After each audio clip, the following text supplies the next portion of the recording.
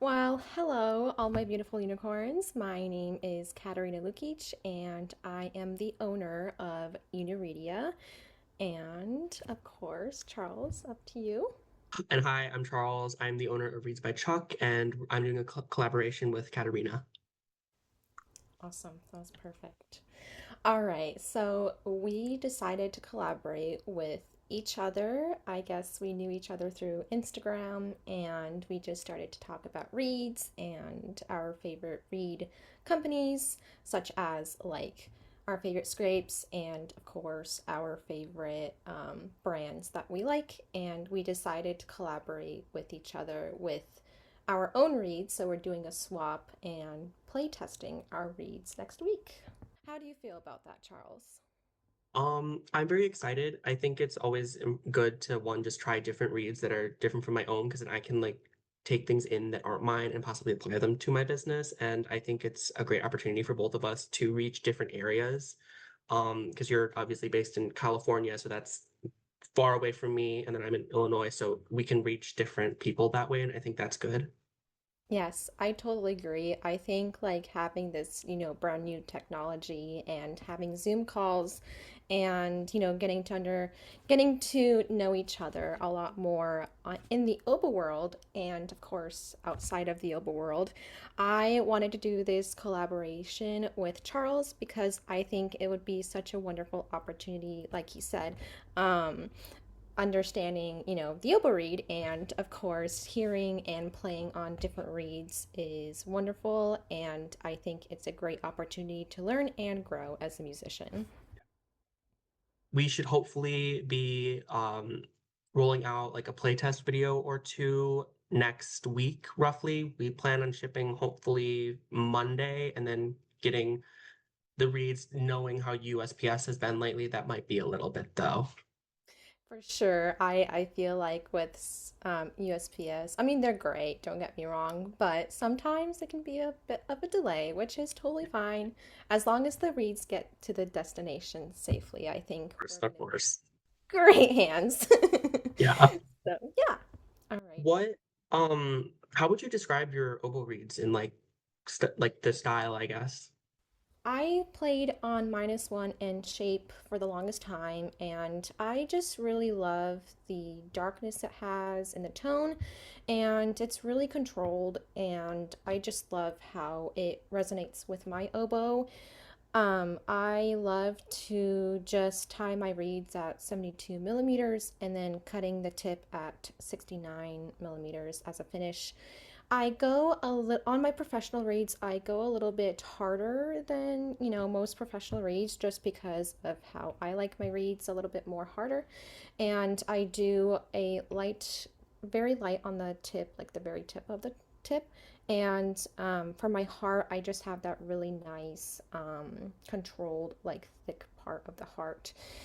For my big intermediate read, I like to be a little bit both with the softness of the reed, such as like the light tip and also the light heart, and blending that in with the windows as well.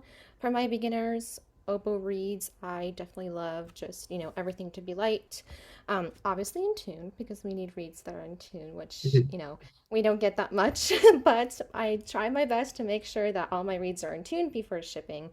And my process is it's a week process, and then it takes about a week for it to be shipped. And that's just kind of how I do it. And of course, I play test them a lot, which I also use isopropyl for, cleaning the reed before I ship them out. I make my reads on a Brandon X shape. I can't quite tell you what it does. I've tried a bunch of different shapes. It's more so just that that shape for me is the most consistent. With the others, I was like, this isn't quite me. I can't tell you what's off about it, but it doesn't feel the same. And when I make it on the Brandon X, which has like the more flaring at the end, I find that it gives me more consistent results and I'm able to make the best reads on that one. So I just kind of have stuck with that. I tend to make my reads pretty dark sounding. I make it in like a John Mack style, so I leave some space in the back. And I try to keep the tip rather short and then thinned. I find that gives me the best response and tone colors. Um, I don't really offer student or intermediate reads. I just offer the professional level and offer just different hardnesses or resistances. Because I make them all the same. It's just how much am I taking off of the reed at the end of the day and how responsive is it to how much air. So I'm like, they're all priced the same because at the end of the day, it does take me the same amount of work to put in. So I just kind of leave it as that and just let them, you can pick whatever you want for this. And that's kind of what I try to aim for with my read business is to make it as customizable to the player as possible. Yeah, that's awesome. I feel the same way. That's why I have like my different strengths on my website so that way they can pick the variety of different ones that they can because reads do tend to be very different from, if you have one blank, it can be very different from another blank. Yeah. Well, Charles, where are you going to school? I'm going to Illinois Wesleyan University in Bloomington Normal to study under Dr. Suzanne Zagrito Kundler. It's going to be my first year this fall. How about you? Oh, congratulations, by the Thank you. way. Oh my God, Thank you're you. gonna love it. Well, I wouldn't say recently. Last spring, I graduated from USC Thornton School of Music, Mhm. where I studied oboe under Dr. Joel Tim. He was amazing. I got my undergrad in oboe performance there, and I met wonderful people, and I collaborated with so many wonderful musicians. And so right now I am just taking a break and just practicing and trying to get into my master's school. Currently, I am studying under Mr. De Luna from San Francisco Conservatory of Music. I just take only Zoom lessons with him right now, and we meet once a week. He's a wonderful teacher. He Mhm. taught me a lot about, English horn and oboe, and I just love the way he teaches, and I'm really grateful that he's teaching me and taking the time over Zoom as well. Yeah. So it's been really fun. I might have asked you this, I don't remember. Have you tried his oboe staples? Or I not have oboe staples, his English horn. I have not, but he is saying that he might potentially come to LA and Hmm. he really wants to have an in-person lesson soon, and I would absolutely love to have an in-person soon, so I might request him to bring his English horn. I'm sure he will. He always brings Yeah. all his instruments with him. So I really want to try it. I've heard really Mhm. good things about his English horn. Yeah. I've like saw them and they look similar to those like Chudnow staples, the ones with like the O-ring inside. Oh yeah. Oh my God. Wait, that's so cool. Yeah. Some like the coral tubing, it just like dampens it. Oh wow. Oh my goodness. I'll have to ask him about that for sure. Yeah. I think he does it with, I want to say it's possibly in like sold on vocal majority, maybe. I think he did mention that. I'll have to get it soon, I hope. Yeah. Um, oh, speaking of staples, what staples do you use for your oboe reeds? That's a good question. I kind of just, I vary with my staples. I just Hmm. do the standard measure of the staples, and I do synthetic and cork. So for my synthetic ones, I kind of just have it for my intermediate and beginners, and then for my professional ones, I do the cork one because I think it just Hmm. looks cooler, and also there's a huge difference in the sound. So for my Yeah. professional reads, I use the more, better cork for that for sure. Yeah. I offer for like if you're a student and you're wanting to get one of my reads, I recommend that you get the synthetic because those also fit the student bore much better than the um cork ones because those ones don't compress as much, so they can't fully fit the student read well. And then for my other ones, I use all Chudnow staples. So I have like his bronze staples, that's like kind of my standard. And I also offer his nickel silver and then all metal bronze staples. Oh, that's amazing. I love that. I should probably give those a try. I've heard really good things about them. I like love them. They're more of a thin-walled staple.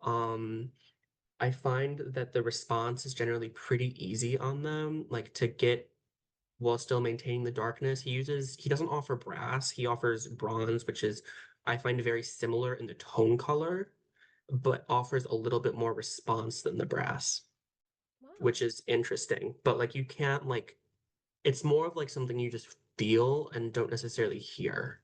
Right. Right. So So I love it for that. And his staples, out of all the ones I've seen, I don't quite remember how he makes them, but the way he makes them is like it offers more consistency. that's good. His all metal staples, I think they're really nice. I have like one or two of his silver plated, like not like the nickel silver, like it's actual silver, and they're like so expensive, but like I swear by it. Like I've made some of my best reads on the silver plated. Like it offers kind of the response of the nickel silver, but then I find it adds this like coolness to the sound that like the nickel silver detracts from. It's like a whole rabbit hole that you just can fall down. Oh, for sure. Like I know there's this one staple that I love.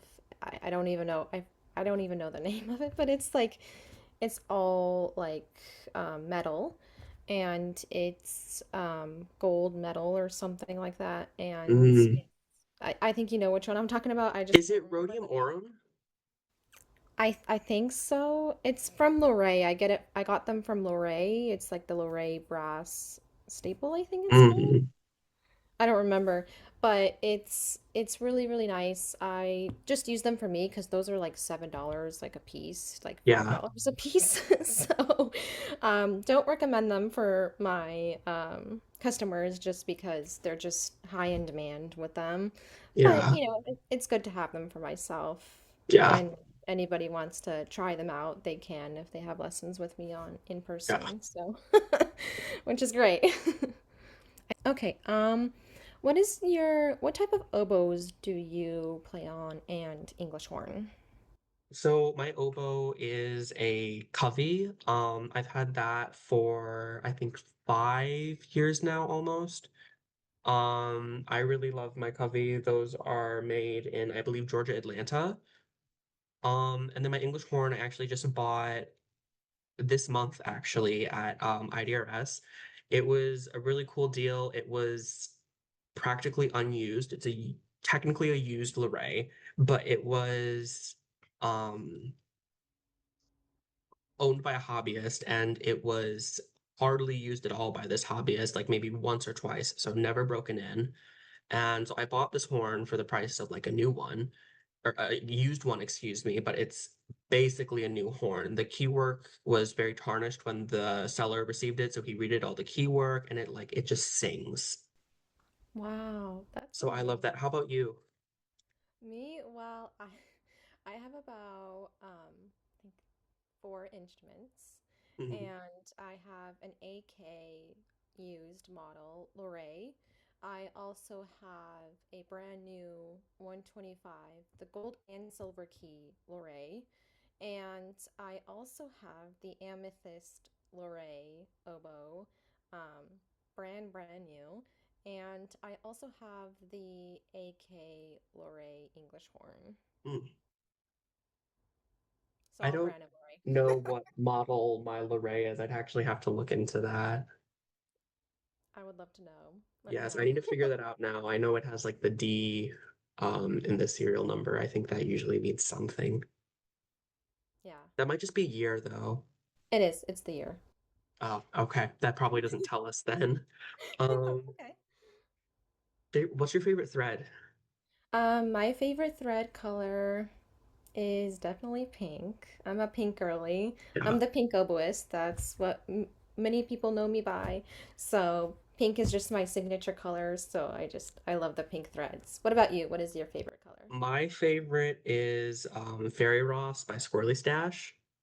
Yes. It is my absolute like go-to. It's like I love a lot of the very vibrant colors, so it has like a bunch of like really vibrant like pinks, blues, and purples in it, and then it has some like pastel-y like greens and yellows. Oh, I love that. I also love Squirrely Stash. I think they have Yes, wonderful thread for they opening. are my go-to. Same. Definitely for sure. What are some fun facts about you? I feel like all of my fun facts kind of are in the music department. In addition to playing the oboe, I sing. I was in show choir for 4 years, and I tap dance. I've been dancing for almost 13 years now. Wow, Yeah. that's amazing. How about you? Well, I'm Serbian, so my heritage is from Serbia, and I love collecting vinyls. So I have like signed like CDs from Taylor Swift, signed CDs from Sabrina Carpenter. I love to just hang out with my family, and I love traveling a lot and Yeah, trying different new foods. That's it. Well, it was wonderful meeting you. I it am was so very nice. excited about this wonderful I collaboration. This am. is going to be just amazing. I'm so looking forward to it. We should hopefully have more out next week, assuming everything goes on plan with shipping, and then we should hopefully have some videos rolled out soon. Thank you for watching. If you have any questions, comments, please leave them below. Until next time. Bye.